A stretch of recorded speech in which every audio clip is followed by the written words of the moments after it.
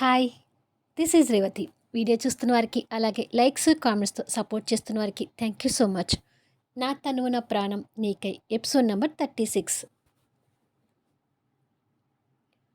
మనసులో ఉన్న భారం దిగినట్టుగా మైథిలి కళ్యాణ్ హృదయంలో ఒదిగిపోయి, ఇన్నాళ్ళు నా తనువు నా ప్రాణం నీకే అన్నట్టుగా నీకోసం ఎదురు చూస్తూ బతుకుతున్నాను Kalyan. I love you so much అని అంటుంది. పిచ్చిదానా! నా మనసులో ఈ లవ్ అనేది కాలేజీలో నిన్ను చూసిన మొదటి క్షణమే ఏర్పడింది. కానీ గ్రాని నన్ను ఎప్పుడూ అంటూ ఉండేది, అమాయకత్వంతో కూడిన మూర్ఖుడివి అని. నేను నిజంగా అలాంటి మూర్ఖుడినే అని నీ విషయంలో రుజువైంది. నిన్ను చూశాక కలిగిన ఆ ఫస్ట్ ఫీలింగ్ని లవ్ అని అనుకోకుండా కోరికలు అంటూ నీ ప్రాణాలు తోడేసి అనుక్షణం నిన్ను బాధ పెడుతూ వచ్చాను. అవన్నీ ఇప్పుడు గుర్తు తెచ్చుకుంటే నా మీద నాకే కోపంగా ఉంది. అయినా ఇన్నేళ్ళు ఇంత బాధపడే కంటే నాకొక్క ఫోన్ చేసుంటే పోయేది కదా ఎనిమి అని అడుగుతాడు తనని అలాగే హక్ చేసుకొని వెన్ను నిమురుతూ. నాకేం తెలుసు కళ్యాణ్, నువ్వు లెటర్ చదివి నన్ను క్షమించడం ఇష్టం లేక నా మీద కోపంతో వెళ్ళిపోయావనుకున్నాను. మన పెళ్లి గురించి ఎన్నోసార్లు మోహన్ నీతో మాట్లాడతానన్నా కూడా పెళ్లి గురించి లెటర్లో రాస్తేనే ఒప్పుకొని వాడివి, మోహన్ మాట్లాడితే ఎందుకు ఒప్పుకుంటావనే ఉద్దేశంతో మోహన్కి అడ్డు చెప్తూ వచ్చాను. కానీ ఇన్నేళ్లలో కనీసం నువ్వైనా నాకు ఒక ఫోన్ చేయొచ్చు కదా కళ్యాణ్ అని అడుగుతుంది. అయ్యో ఎనిమి అంటూ మైథిలిని ఎదురుగా నిలబెట్టుకొని, ఆ శ్రేయ నన్ను పూర్తిగా ట్రాప్ చేసింది. నీకు మోహన్కి పెళ్ళైనట్టుగా, మీకు ఇద్దరు ట్విన్స్ పుట్టినట్టుగా నాకు ఫొటోస్ పంపించింది అని అంటాడు. అది విని మైథిలి ఒక్కసారిగా ఆశ్చర్యపోతూ, ఏంటి కళ్యాణ్ నువ్వు అనేది అని అడుగుతుంది. నేను చెప్పేది నిజం ఎనిమి. మోహన్తో నీ పెళ్ళి ఆగిపోయిందని చెప్పకుండా మీ ఇద్దరికి పెళ్లి జరిగినట్టుగా నాకు ఫోటో పంపించింది అంటూ జరిగిన విషయాలన్నీ చెప్పి, మీ పైన పోర్షన్లో ఉండే ఆ పిల్లని చూసి నీకు మోహన్కి పుట్టిన పిల్లలు అనుకున్నాను. మొన్న మోహన్ని కలిసినాక నీకు అసలు పెళ్ళే కాలేదనే నిజం అప్పుడు తెలిసింది అంటూ మోహన్ కలిసిన విషయాలు కూడా చెప్తాడు. శ్రేయ మోసాన్ని గురించి విని మైథిలి షాక్ అవుతూ, ఆ దొంగ మొహంది మనిద్దరిని ఎంత మానసిక క్షోభకు గురి చేసింది కళ్యాణ్. ఛీ, అది అసలు మనిషే కాదు, అది కనిపిస్తే వదలకూడదు అని అంటుంది శ్రేయ మీద కోపం తెచ్చుకుంటూ. నేను కూడా తను ఎప్పుడు కనిపిస్తుందా అని ఎదురు చూస్తున్నాను మైథిలి. తను కనిపిస్తే చంపేయాలంత కోపంగా ఉంది. కానీ నాకు ఈ నిజం తెలిసేసరికి తను ఎస్కేప్ అయిపోయింది. ఎక్కడ ఉంది అనేది ఇంకా తెలియలేదు. కానీ మళ్ళీ తను ఏదో ప్లాన్లో ఉందనే అనుమానం మాత్రం నా మనసులో ఉంటుంది. ఇక తను ఎలాంటి ప్లాన్స్ చేసినా మనం స్ట్రాంగ్గా ఉండాలి మైథిలి.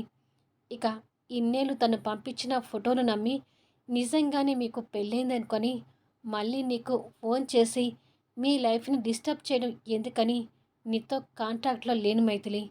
కానీ నువ్వు నాకు దూరమైనా నిన్ను తలుచుకొని క్షణం లేదు అని అంటాడు కన్నీళ్ళు పెట్టుకుంటూ. మైథిలి కూడా కన్నీళ్ళు పెట్టుకుంటూ కళ్యాణ్ మొహన్ చేతిలోకి తీసుకొని, ఈ 5 సంవత్సరాలు నీ కోసం చెర్రీ కోసం అల్లాడిపోయాను కళ్యాణ్. మీరిద్దరూ తిరిగి ఇండియా వస్తే బాగుండని 1000 కళ్ళతో ఎదురు చూస్తూ ఉండేదాన్ని. ఆ రోజు సూపర్ మార్కెట్లో నిన్ను చూశాక మళ్ళీ నా ప్రాణాలు లేచి వచ్చాయి అన్నట్టుగా అనిపించింది. ఇక మన ఎడబాటు నా వల్ల కాదు కళ్యాణ్ అంటూ కళ్యాణ్ పట్టుకొని ఏడుస్తుంటుంది. కళ్యాణ్ కూడా కన్నీళ్ళు పెట్టుకుంటూ, నువ్వే కాదు నేను కూడా ఈ ఎడబాటుని భరించలేను మైథిలి. సో ఫైనల్గా ఒకరి మనసులో మరొకరు ఇంకా ఉన్నామని తెలిసింది. అసలు నాకైతే నీకు పెళ్ళైపోయి పిల్లలు పుట్టారని భ్రమలో ఉన్న నాకు ఇంకా నీ మనసులో నాకు స్థానం ఉందేమోనన్న ఊహ కూడా అనుకోలేదు. నిజంగా ఇది నాకు గుడ్ న్యూస్ మైథిలి అని అంటాడు. మనల్ని మళ్ళీ ఇలా కలిపినందుకు ఆ దేవునికి థ్యాంక్స్ చెప్పుకోవాలి కళ్యాణ్ అని అంటుంది. కళ్యాణ్ నవ్వి, నిజమే, దేవునికి ఎన్ని థ్యాంక్స్ చెప్పినా తక్కువే అని అనుకొని మళ్ళీ మరుక్షణమే రీటాలు బీటాలు గుర్తొచ్చి మైథిలి చేతులు పట్టుకొని, నేను నిజం చెప్తున్నాను మైథిలి, నాకు ఏ రీటా బీటాలు తెలీదు. నీకు పెళ్ళయి పిల్లలు ఉన్నారని భ్రమలో నేను కూడా లైఫ్ని ఎంజాయ్ చేస్తున్నట్టుగా నీ ముందు ఓవర్ బిల్డప్ ఇచ్చాను అని అంటాడు రిక్వెస్ట్గా చూస్తూ. పోరా మెంటలోడా, నువ్వు కూరగాయలతోనూ క్రొకడైల్తోనూ రొమాన్స్ పోల్చినప్పుడే ఇదంతా అబద్ధం అనుకున్నాను. కాకపోతే ఆ రోజు ఆఫీస్లో ఆ అమ్మాయిని ఎలా టచ్ చేసావో అర్థం కావటం లేదు అని అంటుంది కాస్త కోపంతో. అయ్యో మైథిలి, అది నేను వాళ్ళని డైరెక్ట్గా తాకలేదు. నేను నా హ్యాండ్స్కి గ్లౌజెస్ వేసుకొని వాళ్ళని తాకాను, ప్రామిస్ అని అంటాడు తల మీద చెయ్యి పెట్టుకొని. మైథిలి కాస్త నవ్వుతూ, అంత కష్టపడి ఓవర్ యాక్షన్ చేయాల్సిన అవసరం ఏంటి కళ్యాణ్? ఇంత అమాయకమైన మెంటలోడితో నేను ఎలా వేయగల దేవుడా అని అంటుంది కళ్యాణ్ బుగ్గలు పట్టుకొని గుంజుతూ. అమ్మయ్యా, నువ్వు నమ్మావు, నాకు ఇప్పుడు ప్రశాంతంగా ఉంది అంటాడు ఒక భారాన్ని దింపుకుంటూ. మైథిలి నవ్వుతూ అక్కడ ఉన్న చైన్ తీసుకుని, ఇంతకుముందు ఈ చైన్ అమ్మమ్మ గారి గుర్తుగా నీ మెడలో ఉండేది కదా కళ్యాణ్, ఇప్పటి నుంచి నా గుర్తుగా ఈ చైన్ నీ మెడలో ఉండనివ్వు అని అంటుంది. ఎందుకు, నాతో గొడవలు పడినప్పుడల్లా ఇలా లెటర్స్ పెట్టడానికా అంటాడు. అవును, మనం ఎప్పుడైనా గొడవ పడినా ఈ చైన్ మనల్ని కలుపుతుంది అంటూ చైన్ని కళ్యాణ్ మెడలో వేస్తుంది. కొన్నేళ్ల తర్వాత మెడలో కనిపిస్తున్న ఆ చైన్ చూసి సంతోషపడుతుంటాడు. మైథిలి కూడా కళ్యాణ్ మెడలో ఉండిపోయిన ఆ చైన్ చూసి కళ్యాణ్ మొహాన్ని చేతిలోకి తీసుకొని ఆప్యాయంగా నుదుటిన ముద్దు పెడుతుంది. ఆ ముద్దుతో కళ్యాణ్కి ఇప్పుడు మైథిలిలో వాళ్ళ గ్రానీ కనిపిస్తూ సంతోషపడుతుంటాడు. ఏంటి కళ్యాణ్ అలా చూస్తున్నావు అని అడుగుతుంది. మా గ్రానీ కూడా నన్ను ఇలాగే ముద్దు పెట్టుకునేది కదా, నిన్ను ఇలా చూస్తుంటే గ్రానీ గుర్తొచ్చింది అని, ఇలా వచ్చి కూర్చో అంటూ మైథిలిని బెడ్ మీద కూర్చోబెట్టి మైథిలి ఒడిలో తలపెట్టి పడుకుంటాడు. మైథిలి కళ్యాణ్ తలలోకి వేలు దూరుస్తూ, ఏంటి కళ్యాణ్ నా ఒడిలో పడుకున్నావు అని అడుగుతుంది.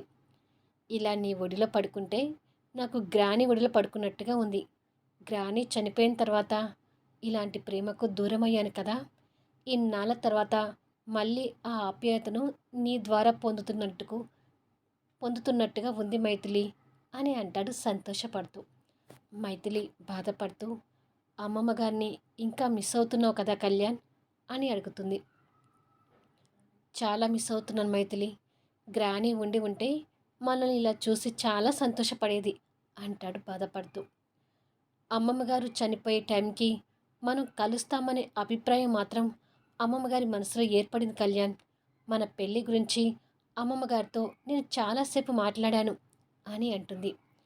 కళ్యాణ్ తన ఒడిలో నుంచి లేచి కూర్చొని, నువ్వు ఇలా చెప్తుంటే గ్రానీ విషయంలో నాకు కాస్త తృప్తిగా అనిపిస్తుంది.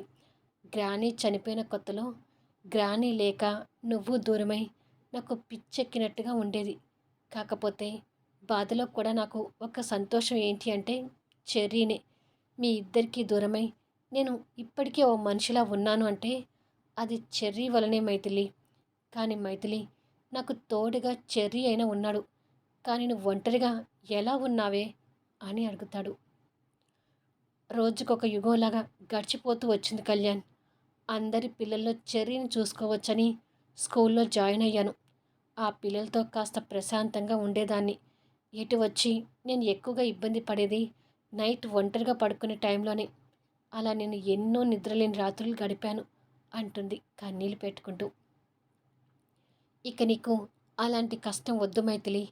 త్వరగా నిన్ను పెళ్లి చేసుకొని నిన్ను ప్రిన్స్ లాగా ఈ ఈ ఐశ్వర్యానికి తీసుకొస్తాను అని అడగానే సడన్గా చెర్రీ మాటలు గుర్తొచ్చి, వామ్మో, మనం ఏదేదో ఆశలు పెట్టుకుంటున్నాం కానీ మన ప్రేమకి బద్ధ శత్రువు మన కొడుకే మైథిలి అని అంటాడు కళ్యాణ్ ఏడుపు మొహంతో. మైథిలి కూడా ఆ క్షణం చెర్రీ తన్ని ఇష్టపడటం లేదని గుర్తొచ్చి, నిజమే కళ్యాణ్, వాడిని ఒప్పించడం ఎలా అని అడుగుతుంది. అసలు చెర్రీ గురించి మర్చిపోయాను అంటూ ఇబ్బందిగా నుదురు పట్టుకుంటాడు. కొంప తీసి చెర్రీ నన్ను వద్దంటే నన్ను వదిలేవు కదా కళ్యాణ్ అని అడుగుతుంది మైథిలి బాధగా చూస్తూ. ఏ తింగర్దానా, అలా మాట్లాడితే చంపేస్తాను. ఇన్ని రోజులు దూరమైంది సరిపోలేదా? నిన్ను దూరం చేసుకోవడం అనేది ఇక ఎప్పటికీ జరగని పని. నువ్వు లేనిపోని ఆలోచన పెట్టుకొని నన్ను కన్ఫ్యూజ్ చేసి నువ్వు బాధపడకు అని అంటాడు కాస్త సీరియస్గా చూస్తూ. ఏమో కళ్యాణ్, మన జీవితంలో జరిగిన పరిణామాలకు భయపడి నాకు ఇలాంటి అనుమానాలు వస్తున్నాయి అని అంటుంది. ఆ అనుమానాలే పెట్టుకోవద్దు. చెర్రీ కోసం నిన్ను, నీ కోసం చెర్రీని వదులుకునే పరిస్థితిలో నేను లేను. కాకపోతే మన పెళ్ళికి చెర్రీని ఎలా ఒప్పించాలి అనేది అర్థం కావడం లేదు అని అంటూ ఉండగా మెయిన్ డోర్ నాక్ చేసిన సౌండ్ వినిపిస్తుంది. గోడ గడియారం వైపు చూసుకొని, ఓ గాడ్, మాటల్లో పడి మనం టైం గమనించలేదు. చెర్రీ రాములమ్మ వచ్చుంటారు. ఈ రూమ్లో చెర్రీ నిన్ను చూస్తే ఇంకేమైనా ఉందా? ఈ ఐశ్వర్య నిలయాన్ని పీకి పందిరేస్తాడు అని అంటాడు కళ్యాణ్ భయపడుతూ. అంటే ఇప్పుడు దాకా చెర్రీ ఇంట్లో లేడా కళ్యాణ్ అని అడుగుతుంది. ఉంటే నేను నీతో ఇంత ప్రశాంతంగా మాట్లాడేవాడిని కాదు మైథిలి. వాడికి నువ్వంటేనే బొత్తిగా పడకుండా పోయింది. సరేలే, ఏదో రకంగా వాడిని మార్చుకొని నీ వైపు ఇష్టం కలిగేలా చేస్తానులే. కానీ ఇప్పుడు ఈ గండ నుంచి బయటపడేదెలా? చెర్రీ కనపడకుండా ఎలా ఉంటావు అని అడుగుతాడు. ఏమో కళ్యాణ్, నాకు అది అర్థం కావట్లేదు. నేను కొంచెం ముందుగా ఇంటికి వెళ్ళాల్సింది అని అంటుంది. వాడు స్కూల్కి వెళ్ళాక నిన్ను పంపిస్తానులే మైథిలి. అప్పటి వరకు వాడి కంట పడకుండా ఈ రూమ్లోనే ఉండు. ఈలోపు నువ్వు ఫ్రెష్ అప్ అవ్వు. రాములమ్మకి చెప్పి నీకు కాఫీ పంపిస్తాను అని వెళ్ళబోతుంటే, నాకు చెర్రీని చూడాలని ఉంది కళ్యాణ్ అని అడుగుతుంది దీనంగా చూస్తూ.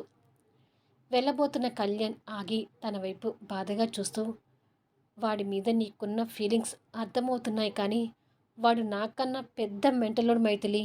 నిన్ను చూశాడంటే భూకంపమే సృష్టిస్తాడు. త్వరలోనే మీ ఇద్దరు కలిసిపోయే ప్లాన్ ఏదో ఒకటి చేద్దాం. ఇప్పుడైతే వాడి కంటపడకుండా ఉండు ప్లీజ్ అని రిక్వెస్ట్ చేస్తాడు.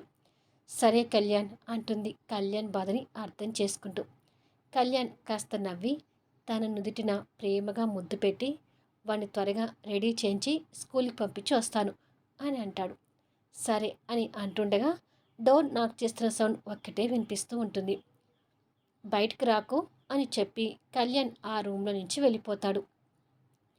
కొడుకు గురించి భయపడుతున్న కళ్యాణ్ చూసి నవ్వుకొని మైథిలి ఆ రూమ్ అంతా కొత్తగా చూస్తుంటుంది. కళ్యాణ్ డోర్ దగ్గరికి వెళ్ళి ఓపెన్ చేస్తాడు. అనుకున్నట్టుగానే రాములమ్మ, భూమికి జానుడున్న చెర్రీ కనిపిస్తారు. ఏంటి డాడ్, డోర్ తీయటానికి ఇంతసేపు పట్టింది అని అడుగుతాడు. అది నేను ఇంకా పడుకొని ఉన్నాను లేరా అంటూ కావాలని ఆవలిస్తుంటాడు. నేను అదే చెప్తున్నాను కళ్యాణ్ బాబు గారు, ఇవాళ ఆదివారం కదా, ఇంకా పడుకొని ఉంటారేమో అని చెర్రీకి చెప్తున్నాను. అయినా ఆగకుండా ఇంకా డోర్ కొడుతూనే ఉన్నాడు అని అంటుంది రాములమ్మ. ఆదివారం అనగానే కళ్యాణ్ భయపడుతూ, ఇవాళ ఆదివారం అనే విషయమే మర్చిపోయాం. అయితే చెర్రీ ఇవాళ స్కూల్కి వెళ్ళడనమాట అని ఆలోచిస్తుంటాడు. ఏంటి డాడ్, ఏదో థింక్ చేస్తున్నారు అని అడుగుతాడు చెర్రీ. అబ్బే ఏమీ లేదురా అంటాడు నిరుత్సాహపడుతూ. రాములమ్మ, చెర్రీ ఇద్దరూ లోపలికి వస్తారు. రాములమ్మ కిచెన్లోకి వెళ్తే చెర్రీ మాత్రం వాసన పీలుస్తూ, ఇదేంటి, ఐశ్వర్య నిలయంలో ఎప్పుడూ లేనిది కొత్త పర్ఫ్యూమ్ స్మెల్ వస్తుంది. ఈ పర్ఫ్యూమ్ స్మెల్ మైతూ మిస్ దగ్గర వచ్చేది, కానీ ఆ స్మెల్ ఇప్పుడు ఇక్కడ ఎందుకు వస్తుంది అంటూ ప్రశ్నలు వేయటం మొదలు పెడతాడు హైబ్రిడ్ బాయ్. కొడుకు ప్రశ్నల నుంచి ఎలా తప్పించుకుంటాడు అనేది నెక్స్ట్ వీడియోలో చూద్దాము. ఈ వీడియో ఎలా ఉంది అనేది కామెంట్స్లో తెలియచేయండి. అలాగే లైక్స్ ఇచ్చి సపోర్ట్ చేయండి.